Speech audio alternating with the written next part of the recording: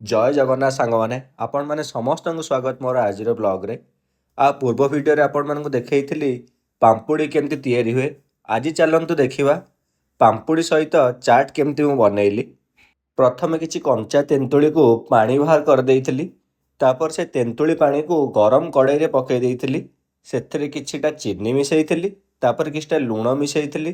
ताकू भल भाव में गोलेवा को आरंभ कर देइथिली। किछि समय पर सेथिरे टिके लंका गुंड पकईथिली।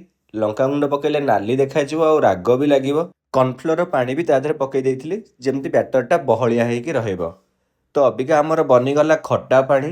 ଏଇଟା ଗରମ ଗରମ ଥିଲା ଅବସ୍ଥାରେ ହିଁ ଗୋଟେ ଜାଗାକୁ କାଢ଼ି ଦେବାକୁ ପଡ଼ିବ। ଖଟା ପାଣି ସରୁ ସରୁ ସାଇଡ଼ରେ ମଟର ତରକାରୀ ବି ଚାଲିଥିଲା। ମଟର ତରକାରୀ ଟିକେ ଆଳୁ ବି ପଡ଼ିଥିଲା। ତ ମଟରରେ ଆଳୁ ଏଥିପାଇଁ ପଡ଼ିଥିଲା ଯେମିତି ଟିକେ ଘର ଷ୍ଟାଇଲ ହିଁ ଫିଲ୍ ହେବ ଖାଇଲା ବେଳକୁ। ତାପରେ ମଟର ତରକାରୀ ରେଡ଼ି ହେଇଯାଇଥିଲା। କିଛିଟା ସେଉ ମୁଁ ଆଣିଦେଇଥିଲି। ଅବି ସେଉ, କଳା ଲୁଣ, ଗାଜର, ପିଆଜ, ଖଟା ପାଣି ଆଉ ପାମ୍ପଡ଼ିକୁ ଗୋଟେ ଜାଗାରେ କାଢ଼ିକି ରେଡ଼ି କରିଦେଇଥିଲି। ଅଭି ଟାଇମ୍ ହେଲା ଗରମ ଗରମ ମଟର ତରକାରୀକୁ ଗୋଟେ ଜାଗାରେ କାଢ଼ିବାର। ଗୋଟେ ବାଉଲରେ ମଟର ତରକାରୀ କିଛିଟା କାଢ଼ି ଦେଇଥିଲି। ତା ଉପରେ ଗ୍ରେଟ୍ କରିଥିବା ଗାଜର, ପିଆଜ, କଳା ଲୁଣ, ଚାଟ୍ ମସଲା ଆଉ ଟିକେ ଟମାଟୋ କେଚପ୍ ପକେଇକି ଗୋଳେଇ ଦେଇଥିଲି ଭଲ ଭାବରେ। ଗୋଟେ ଟାଇପ୍ର ତ ଚାଟ୍ ବନିଗଲା। କିନ୍ତୁ ଯେହେତୁ ଓଡ଼ିଆ ପିଲା ଗୋଟେ ଟାଇପ୍ର ଖାଇବାର ତ ହେବନି। ସେମ୍ ଜିନିଷ ସବୁ ତ ଅଛି।